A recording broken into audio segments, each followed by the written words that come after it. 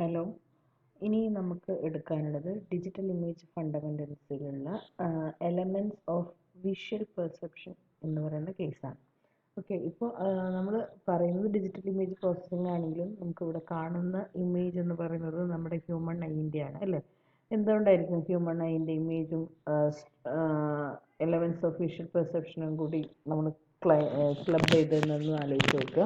നമ്മുടെ digital image പ്രോസസ്സിങ്ങിനകത്ത് നമ്മൾ എപ്പോഴും പറയുന്ന ഒരു കേസാണ് സെൻസർ ഡിവൈസ് യൂസ് ചെയ്തിട്ട് സെൻസ് ചെയ്യുന്ന ഇമേജിനെ അല്ലെങ്കിൽ ഇമേജ് അക്വിസിഷനിൽ സെൻസ് ചെയ്യുന്ന ഇമേജിനെ പ്രോസസ്സ് ചെയ്ത് നമുക്ക് എന്താണോ ആവശ്യം അതിനനുസരിച്ച് പ്രോസസ്സ് ചെയ്യാണ് ഡിജിറ്റൽ ഇമേജ് പ്രോസസ്സിങ് ചെയ്യുന്നത്. ഓക്കെ, ഇപ്പോൾ സെൻസർ ഡിവൈസ് ആയിട്ട് നമ്മൾ യൂസ് ചെയ്യുന്നത് എന്തായിരുന്നു? ക്യാമറ ആയിരുന്നു.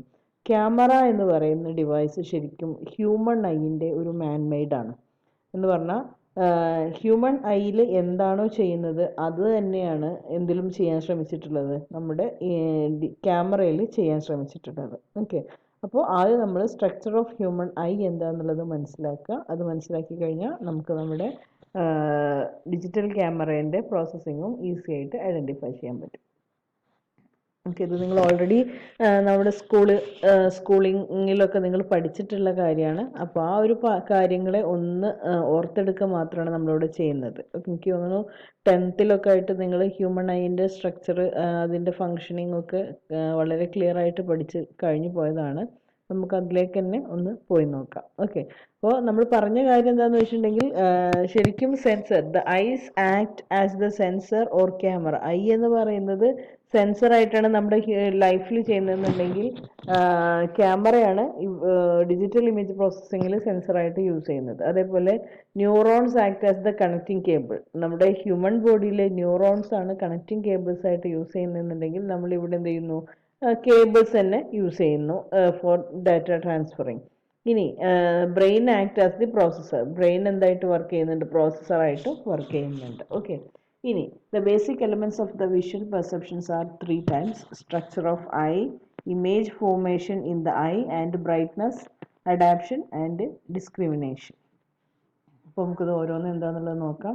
First, structure of the human I. നമുക്ക് ഈ ഹ്യൂമൺ ഐൻ്റെ സ്ട്രക്ചറിനെ കുറിച്ച് വല്ലാണ്ട് പറയാനൊന്നുമില്ല, നിങ്ങൾ ഓൾറെഡി പഠിച്ച കാര്യങ്ങൾ തന്നെയാണ്. ജസ്റ്റ് അതിനെ ഒന്ന് നമുക്ക് റീകോൾ ചെയ്യാം. ഹ്യൂമൺ എന്ന ഐ എന്ന് പറയുന്നത് സ്ലൈറ്റ്ലി അസിമെട്രിക്കൽ സ്ഫിയർ, ഒരു ഗോളായിട്ടാണ് വർക്കൗട്ട് ചെയ്യുന്നത്. It having the length 20 mm to 25 mm and the volume 6.5 cc. ഇത്രയാണ് ആ ഹ്യൂമൺ ഐയിൽ നമുക്ക് കാണുന്ന അല്ലെങ്കിൽ ഹ്യൂമൺ ഐൻ്റെ ഒരു സ്ട്രക്ചർ എന്ന് പറഞ്ഞാൽ ഒരു സ്ഫിയർ ആണ്. അതിൻ്റെ diameter of the length 20 mm and 25 mm വരെ ആയിരിക്കും സൈസ് വരുന്നത്. അതിൻ്റെ വോളിയം എന്ന് പറയുന്നത് 6.5 ആയിരിക്കും. Okay, then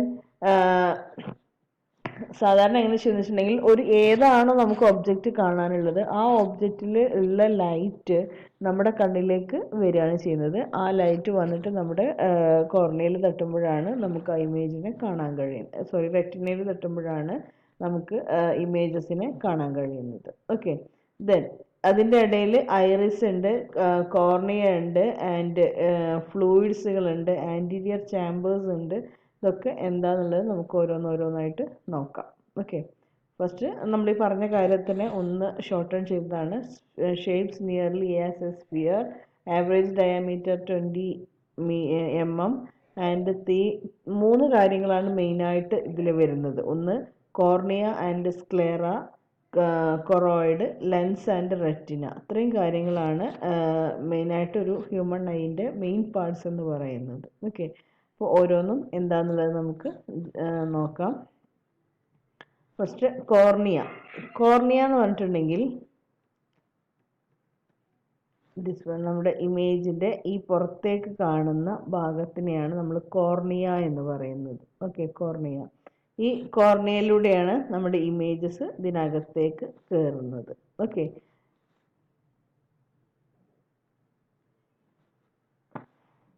then the true transparent tissue covers the anterior surface of the eye.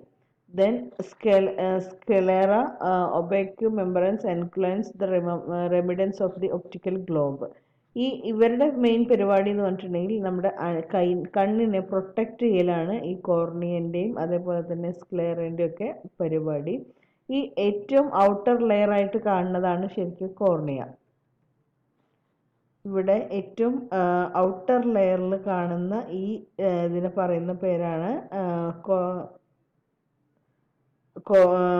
സ്ക്ലേറ എന്ന് പറയുന്നത്. ഈ സ്ക്ലേറിന്റെ നമ്മുടെ കണ്ണിൽ നമ്മൾ കാണുന്ന ഫ്രണ്ടിൽ നമ്മൾ കാണുന്ന സ്ക്ലേറിന്റെ ഈ ഒരു പോർഷനെ പറയുന്ന പേരാണ് കോർണിയ എന്ന് പറയുന്നത്.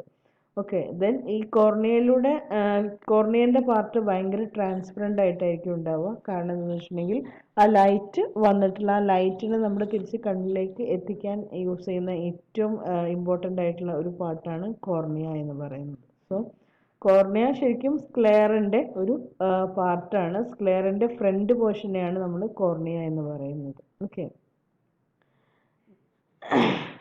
it is the tough and transparent tissue that covers the anterior surface of the eye and rest of the optic lobe is covered by the sclera. ബാക്കിയുള്ള ഫ്രണ്ടിൽ നമ്മൾ കാണുന്നത് കോർണിയ ആണ്. ദെൻ ആ കോർണിയൻ അല്ലെങ്കിൽ സ്ക്ലെയറിന്റെ ഫ്രണ്ടിലുള്ള പോർഷൻ ആണ് ശരിക്കും കോർണിയ എന്ന് പറയുന്നത്.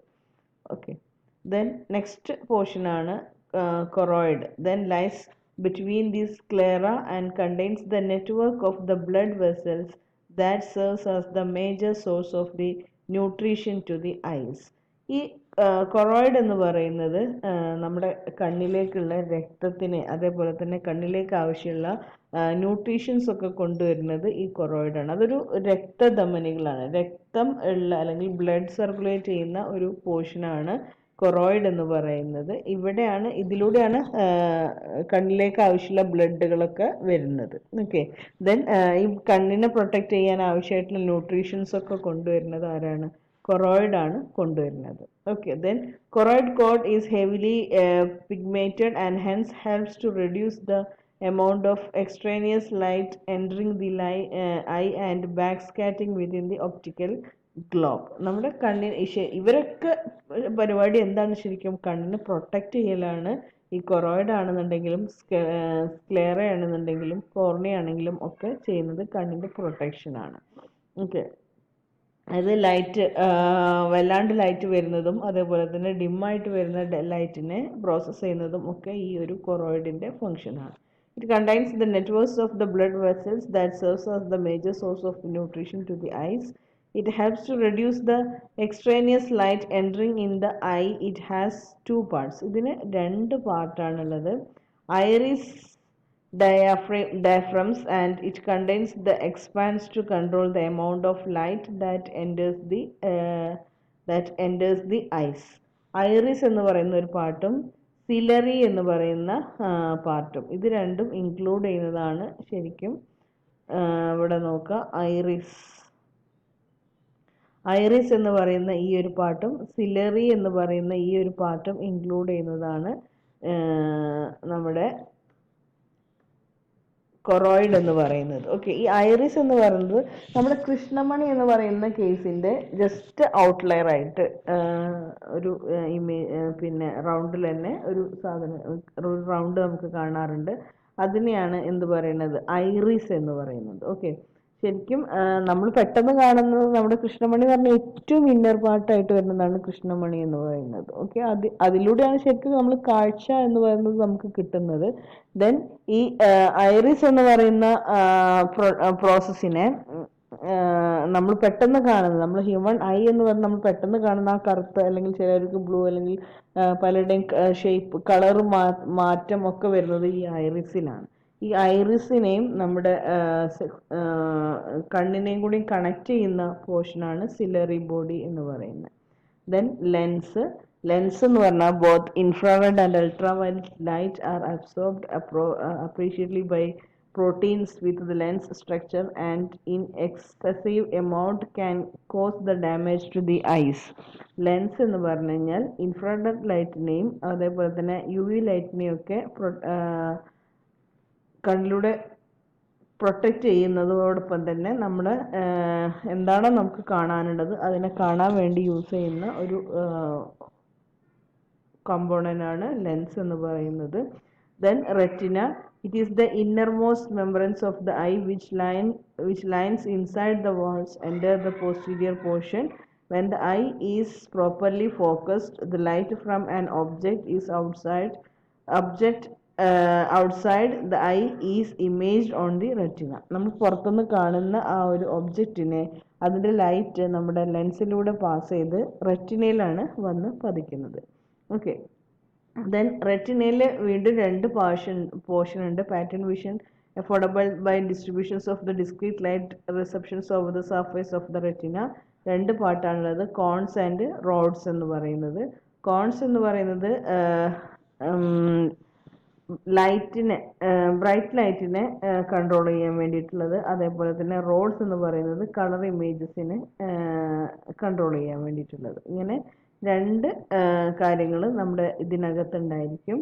6.7 million located primarily in the central portions of the retina. നമുക്ക് ഏറ്റവും കൂടുതൽ ആ ഒരു ഇമേജിന് ഏറ്റവും വിസിബിൾ ആവുന്ന പോർഷൻ എന്ന് പറയുന്നത് കോൺസ് ഏറ്റവും കൂടുതലുള്ള പോർഷനാണ്. ആ ഏറ്റവും കൂടുതലുള്ള പോർഷൻ നമ്മൾ പറയുന്നത് യെല്ലോ സ്പോട്ടാണ്. Then heavily sensitive to colour. Cones എന്ന് പറയുന്നത് കളർ സെൻസിറ്റീവ് ആണ്. And cones vision is called photographic and bright light vision. Human can resolve the fine details with these cones because each one is connected to its own nerve center. നമ്മുടെ ശരിക്കും ഇമേജസിൽ നമുക്ക് കാണാൻ, colour ഇമേജസിനെ കാണാൻ കഴിയുന്നത് കോൺസിൻ്റെ usage ഉള്ളത് കൊണ്ടാണ്. അതേപോലെ തന്നെ ഡിം ലൈറ്റിൽ നമുക്ക് ഇമേജസിനെ കാണാൻ കഴിയുന്നത് റോഡ്സിൻ്റെ ഫങ്ഷനിങ് കാരണമാണ്. ഓക്കെ, അപ്പോൾ ഒരുപാട് നമ്മുടെ കണ്ണിനകത്ത് ഒരുപാട് കോൺസ് ആൻഡ് റോഡ്സുകളുണ്ട്. അതിൻ്റെ ഏറ്റവും കൂടുതലുള്ള പോർഷന്, അല്ലെങ്കിൽ കോൺസ് ആൻഡ് റോഡ്സ് ഏറ്റവും കൂടുതലുള്ള പോർഷനെ നമ്മൾ യെല്ലോ സ്പോട്ട് എന്നാണ് പറയുന്നത്.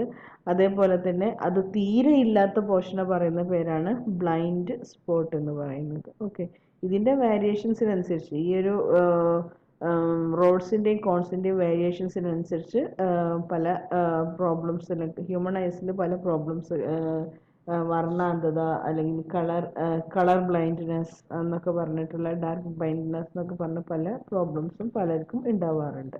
അപ്പോൾ ബ്ലൈൻഡ് സ്പോട്ട് എന്ന് പറഞ്ഞിട്ടുണ്ടെങ്കിൽ നമ്മൾ ഈ പറഞ്ഞ പോലെ റോഡ്സും കോൺസും തീരെ ഇല്ലാത്ത ഒരു ഏരിയനെയാണ് നമ്മൾ ബ്ലൈൻഡ് സ്പോട്ട് എന്ന് പറയുന്നത്. ഇവിടെ നോക്കുക, നമ്മളൊരു ഇമേജസിനെ നമ്മൾ കാണുകയാണെന്നുണ്ടെങ്കിൽ ആ ഇമേജസിൽ നിന്നുള്ള ലൈറ്റ് നമ്മുടെ കണ്ണിലൂടെ റെറ്റിനയിലേക്ക് എത്തുന്നു. റെറ്റിനയിലേക്ക് എത്തുമ്പോൾ ആ ഇമേജസിൻ്റെ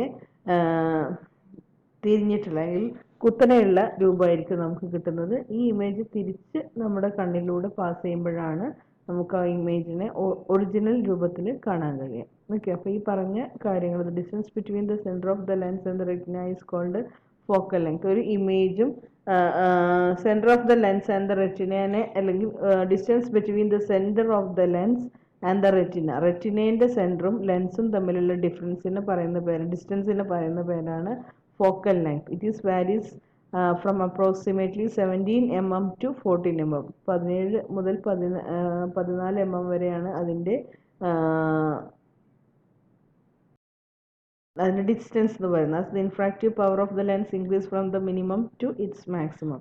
When the eyes focus on the object farther away than about 3 meters, the lens exhibits its lower refractive power. അത് ഏറ്റവും ദൂരെയുള്ളതാണെന്നുണ്ടെങ്കിൽ നമ്മൾ ലോവർ റിഫ്രാക്റ്റീവ് പവർ യൂസ് ചെയ്തിട്ടാണ് കാണുന്നത്. when the eye focus on the nearby object, the lens is more strongly refractive. അടുത്തുള്ള object ആണെന്നുണ്ടെങ്കിൽ lens strongly refraction produce ചെയ്യും. This information makes it easy to calculate the size of the retinal image of the object. And ഇവിടെ നോക്കുക, ഒരു ട്രീൻ്റെ 15 mm high at the distance 100 meter, then height in mm that obtains the retinal image generally in field of 15/100 എന്ന് പറഞ്ഞാൽ per hours by 17 എന്ന് പറഞ്ഞിട്ടുണ്ടെങ്കിൽ നമ്മുടെ maximum focal length ആണ്. നമുക്ക് 2.5 mm ആ ഇമേജസിനെ നമുക്ക് കാണാൻ കഴിയുന്നത്. ഓക്കെ, അപ്പോൾ ഇത്രയാണ് ഹ്യൂമൻ ഐ എന്ന് പറയുന്ന കേസിൽ നമുക്ക് പറയാനുള്ളത്. ഇനി ഇതിൽ തന്നെ ഹ്യൂമൻ ഐൻ്റെ അടുത്ത എലമെന്റ്സ് ഓഫ് ദ ഹ്യൂമൻ ഐയിൽ വരുന്ന അടുത്ത പ്രോസസ്സാണ് brightness and adaption and discrimination. അത് നമുക്ക് നെക്സ്റ്റ് വീഡിയോയിൽ പറയാം.